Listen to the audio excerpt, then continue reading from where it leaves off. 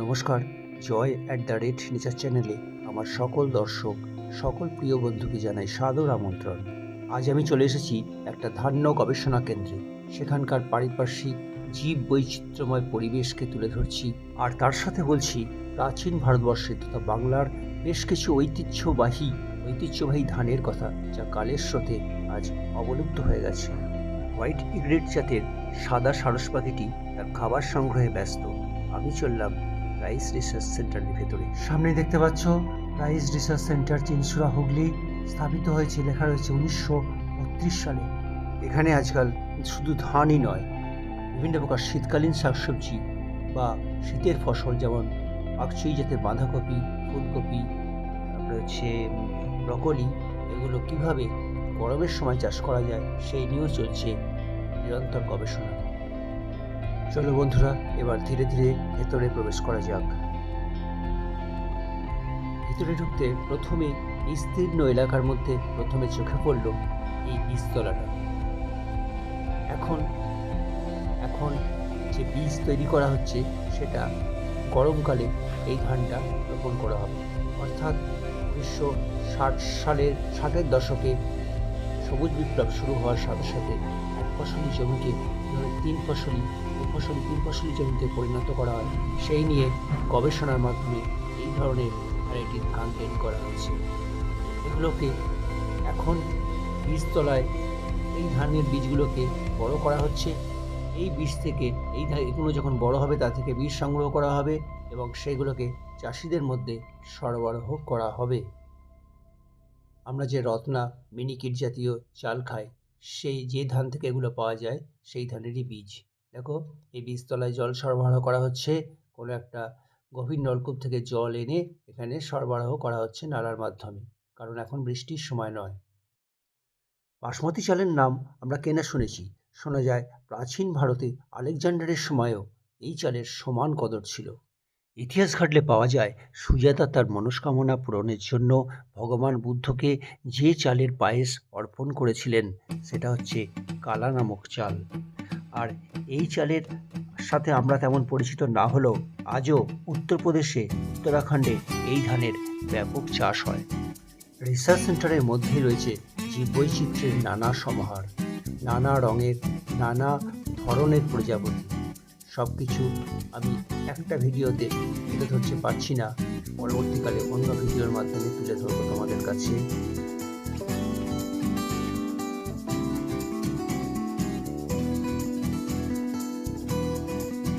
প্রজাপতি তার সংক্ষিপ্ত জীবনচক্রে আহার সংগ্রহ করছে ফুলের মধ্যে মুখের সামনে সরু নল বা প্রবসিস প্রবেশ করিয়ে।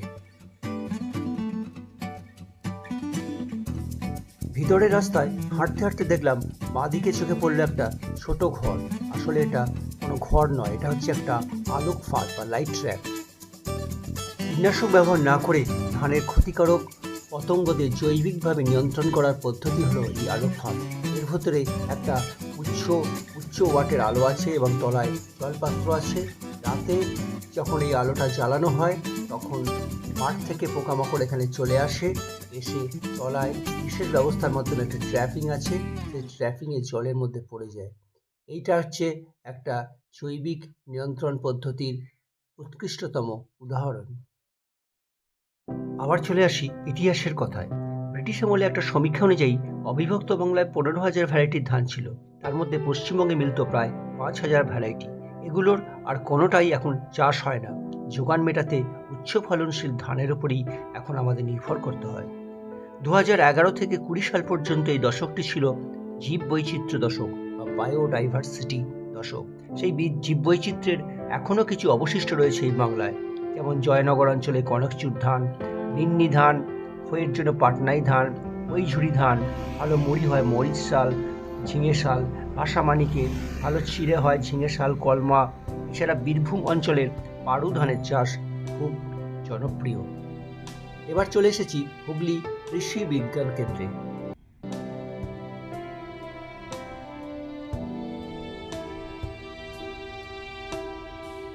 প্রবেশ করছি গবেষণা কেন্দ্রে এবং এখানকার বিভিন্ন প্রকার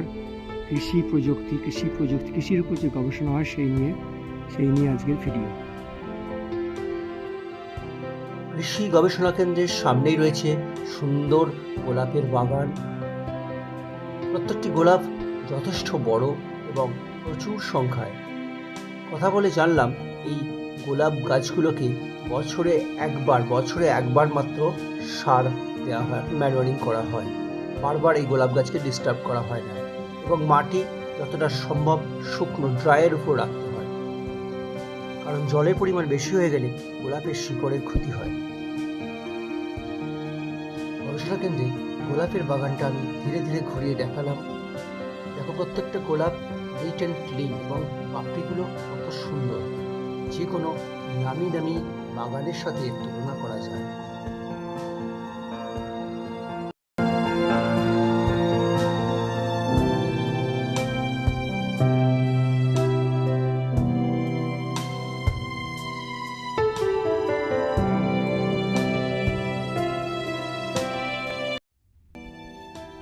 এবার গোলাপের বাগান ঘুরতে ঘুরতে আবার চলে আসি ধান্য গবেষণার ইতিহাসের কথা। ক্রমবর্ধমান জনসংখ্যার চাপে যখন খাদ্যের চাহিদা প্রচুর বাড়তে শুরু করলো, তখন কৃষি বিজ্ঞানীরা গবেষণার মাধ্যমে উৎপাদন শুরু করলেন উচ্চ ফলনশীল ধানের। শুরু হলো সবুজ বিপ্লব। এর ফলে ঐতিহ্যবাহী ধান যার ফলন ক্ষমতা কম, সেগুলো ক্রমশ কমে আসতে লাগলো। সেই জায়গায় চাষিদের মধ্যে জনপ্রিয় হতে শুরু করলো এই ধরনের ধান।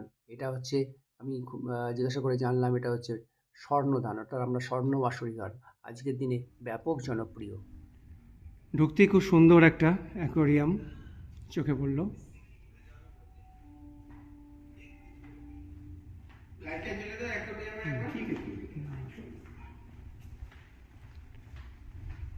হ্যাঁ হ্যাঁ, এখানে বিভিন্ন কৃষি বিজ্ঞানী, সায়েন্টিস্ট, এগ্রিকালচার, মানে পেঁয়াজের দানাটা তৈরি হচ্ছে। হ্যাঁ, এটা করে ফুল পেঁয়াজ করব। এখান থেকে ফুল স্টিক হবে, সেই দানাগুলো আমি সংগ্রহ করব। আচ্ছা, এটা আপনাকে ব্রোকলি বললাম। হ্যাঁ, এটা ব্রোকলি হচ্ছে। এগুলো এখনো কভার হয়নি, তাই তো? না, এগুলো এমনি ওপেনে মাঠা করা হয়েছে। আপনি এক সেকেন্ড দাঁড়াবেন, আমি চাবি নিয়ে আসছি। আচ্ছা, থ্যাংক ইউ। এখন আর সেই দিন নেই যে কেবলমাত্র শীতের সবজি, শীতের ফুলকপি, শীতের বাঁধাকপি, শীতের ব্রকলি কেবল শীতকালেই পাবো। এই সকল সবজিগুলো যাতে আমরা সারা বছর জমি থেকে ফ্রেশ উৎপাদন করতে পারি, তার জন্য গড়ে উঠেছে উন্নত ধরনের পলি হাউস বা উন্নত প্রযুক্তি আছে। এই পলি হাউসগুলোর মধ্যে টেম্পারেচার কন্ট্রোল করা হয় এবং ময়েশ্চার কন্ট্রোল করা হয়। বিভিন্ন প্রকারে এই সমস্ত বীজ থেকে জার্মিনেশন করা হয় এবং ছোটো ছোটো চারা তৈরি করা হয়, যেগুলোকে আমরা পরবর্তীকালে গরমের সময় জমিতে লাগাই এবং ফ্রেশ বাজারে নিয়ে যাই। আমি বিজ্ঞানিক নয়, আমি কিন্তু ওই যে ক্যাপসিকামের চারা, এটা ওখানে দেখুন এখানে রয়েছে, দেখবেন ওদিকে অর্কিড গাছ আছে দাদা। ওই দেখুন, ওই যেটা আপনাকে সবুজ দেখালো পাকচই, যেটা বললো এটা ওই অর্কিড এইগুলো না? ওগুলো অর্কিড। খুব মূল্যবান গাছ এই অর্কিড, অপূর্ব সুন্দর ফুল হয়।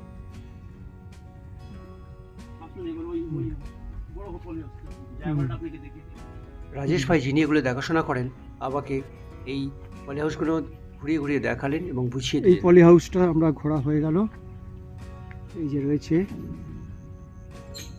লেটুস, টমেটো, চেরি রেড, হ্যাঁ, সুন্দরবনে ডোয়ার্ফ মিক্স, এটা হচ্ছে ভারবিনা।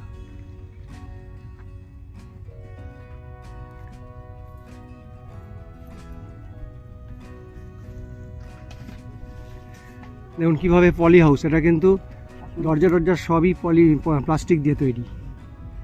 কি সুন্দরভাবে ব্যবস্থা দেখুন পলি হাউসের। ঝড়ে হলে তো এগুলো সমস্যা আছে, শিলাবৃষ্টি হলে একটু ক্ষতির ব্যাপার। ও জারবেরা পলি হাউসের মধ্যে রয়েছে। এই যে সুন্দর সুন্দর জারবেরা রয়েছে দেখুন।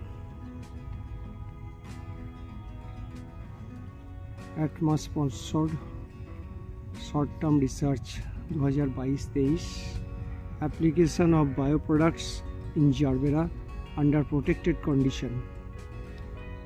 ও জারবেরা প্রোটেক্টেড কন্ডিশন ছাড়া হয় না ভালো, না সেখানে আমরা যে বাড়িতে রাখি, আমাদের বাড়িতে জারবেরা, সেগুলো অতটা হয় না।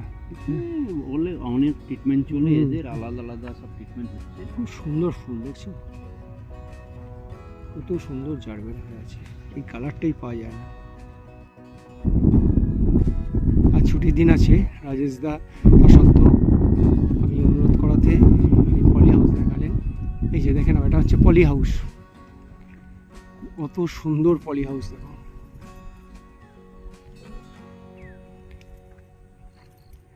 এখানে টেম্পারেচার, ওয়েদার, এমনকি ময়েশ্চার এসব কন্ট্রোল করা হয়। এই হাউস না হলে এই গাছগুলোকে রক্ষা করা যায় না।